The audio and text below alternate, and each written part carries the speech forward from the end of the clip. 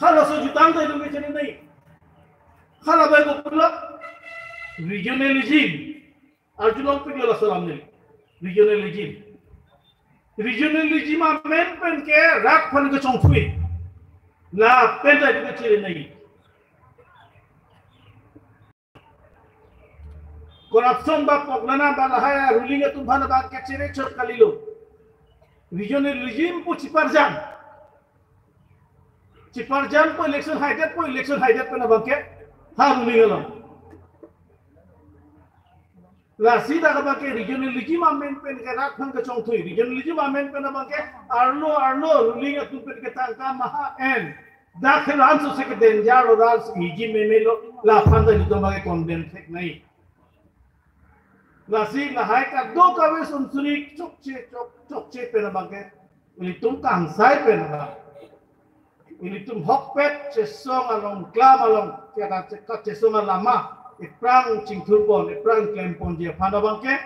non dak ini ken conference along na tum documents ta nili theklong lo na to bangke chiparai ponlo nasi ni ring arong piklo la pen na li tum phana bangke nili chiki piklo মই অসমীয়া দুআষাৰ ক'ব বিচাৰিছো আমাৰ তপন কথাৰ উদ্দেশ্য কৰি বা আমি সকলোৱে জনাও ভাল আমি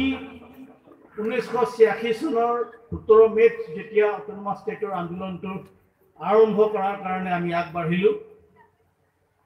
তেতিয়া আমাৰ লক্ষ্য কেৱল কাৰ্বি আংলং নাছিলে কাৰ্বি আংলঙৰ বাহিৰত কাৰ্বি জনগোষ্ঠী অধ্যুষিত অঞ্চল বিলাকতো এই আন্দোলনটো বিয়পোৱাৰ কাৰণে আমি চেষ্টা কৰাৰ আমাৰ সংকল্প আছিল আৰু আমি চেষ্টাও কৰিছিল যে নগাঁও কামৰূপ ফৰিদপুৰ বিশ্বনাথ চাৰিআলিকে আদি কৰি কামৰূপ গোটেই কাৰ্বি অঞ্চল সামৰি যাতে আমি আন্দোলনটো বিয়পাব পাৰোঁ মই ব্যক্তিগতভাৱে চেষ্টা কৰিছিলো কথা পাতিছিলো তাত কামৰূপৰ সেই সময়ত তেখেতসকল এতিয়া নাই চাগে ৰতিকান্ত তেৰণ তাৰপিছত আপোনালোকৰ দিগাৰু অঞ্চলৰ সম্বৰ ৰংপিহঁত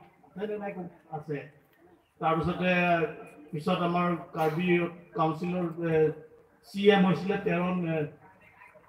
ইন্দ্ৰেশ্বৰ তেৰণ কে আদি কৰি আমি সেই সময়ত তাৰ নেতাসকলক লগ কৰিছিলো নটো তেতিয়া আমাৰ খগেনিংকিহঁত আছিলে খগেনিংকি অৱশ্যে এতিয়া কাৰ্বি আংলঙলৈ গুচি আহিলে ঠিক তেনেকৈ আমি গোটেই অঞ্চলবিলাকত গৈ পেলাই আমি চেষ্টা কৰিছিলোঁ কিন্তু তেতিয়া মই এতিয়া নাম নকওঁ তেতিয়া সেই সময়ত